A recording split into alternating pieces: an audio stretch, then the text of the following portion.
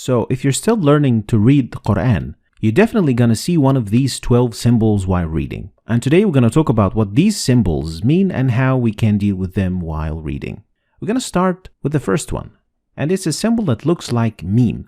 And it means you must stop while reading. Otherwise, the meaning of the ayah or the verse will change. So in this example, you should stop at the symbol by reading إنما يستجيب الذين يسمعون والموتى يبعثهم الله ثم إليه يرجعون.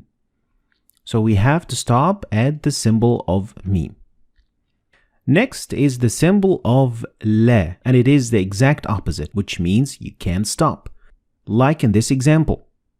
ما أنفقوا منا ولا أذى لهم أجرهم عند ربهم. So you can't stop here, and especially you can't start reading from after the sign. The three-dotted symbol means you can't stop at either of them, but you have to stop at one and not the other. So in the second ayah of Surah Al-Baqarah, you are allowed to stop at the first one by reading ذَلِكَ الْكِتَابُ لَا رَيْبَ فِيهِ هُدًى لِلْمُتَّقِينَ, or by stopping at the second one by reading ذَلِكَ الْكِتَابُ لَا رَيْبَ فِيهِ هُدًى لِلْمُتَّقِينَ. Next is the symbol that looks like the word sil, and it means you better keep going. We could basically compare it to 70% go, 30% don't go, and it means that it is better to keep reading. Like in the example, كَلَّا لَيُنبَذَنَّ فِي الْحُطَمَةِ. Next is the symbol of qil, which is the exact opposite of sil, and it means it is better to stop. So 70-30% to stop or to go. Like the example, وَأَيَّدْنَاهُ بِرُوحِ الْقُدُسِ أَفَكُلَّمَا جَاءَكُمْ رَسُولٌ. So it is better to stop at the sign. Next is the sign of Jim. And Jim gives you 50-50 percentage of going on stopping. They are equally the same.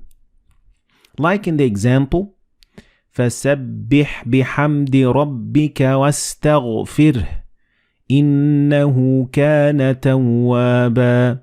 Or you could just keep reading and it would be equally good. فَسَبِّحْ بِحَمْدِ رَبِّكَ وَاسْتَغْفِرْهُ إِنَّهُ كَانَ تَوَّابًا. Now let's talk about the other 6 symbols. And the first one is a symbol that means sujud or prostration. And in total there are 15 of this sign. And each time you see it and after you read the verse, you have to do sujud. So after reading the ayah, you will prostrate for God. Next, the sign that looks like meme looks a little bit different than the other meme. So make sure you can distinguish between them because they mean 2 different things. And this meme appears in the middle of the word. So the noon and ba, when they follow one another in the same word, you don't pronounce noon or ba, but you pronounce meme. Like in this example, you read كَلَّا لَيُنبَذَنَّ فِي الْحُطَمَةِ. So the noon and ba, they will be assimilated together and you will pronounce them as meme. Next, this small sign that looks like alif, it is actually an alif and it is found so many times and it's used so many times in the Quran, and it means that this letter contains an alif of the long vowel. So you would read ثم استوى إلى السماء فسواهن سبع سماوات. So these symbols all mean that there is an alif right there. Next, the small sin means a small or a very little pause. Doesn't mean that you're going to have to stop and take a breath. No, it means that you're going to stop very momentarily for like half a second and then continue reading. And this example shows what I'm talking about, and you should read it like that.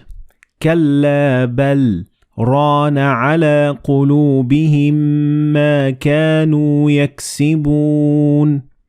So it is a very short pause. Next is the sign of mad, and it is a very common sign in the Quran, and it means that you need to extend the pronunciation of alif to a little bit longer than usual. The last sign that we're going to talk about today is the sign of the end of the quarter of the chapter, or juz. The juz is divided into 8 quarters, and at the end of each quarter, you are going to see this sign. It doesn't involve any change in pronunciation, and it doesn't affect anything of what you say whatsoever. So it is just for the division of the Quran. So these were the 12 signs that you are going to see in the Quran. And here I'm going to give a quick summary of what these signs mean. Try to remember them, and of course the best way to learn them is by reading a lot of Quran, because practice makes perfect. So this, ladies and gentlemen, is going to be the end of today's lesson. I hope you've learned anything new today. If you did, like and share the video for other people to learn from it. And I'll see you next lesson.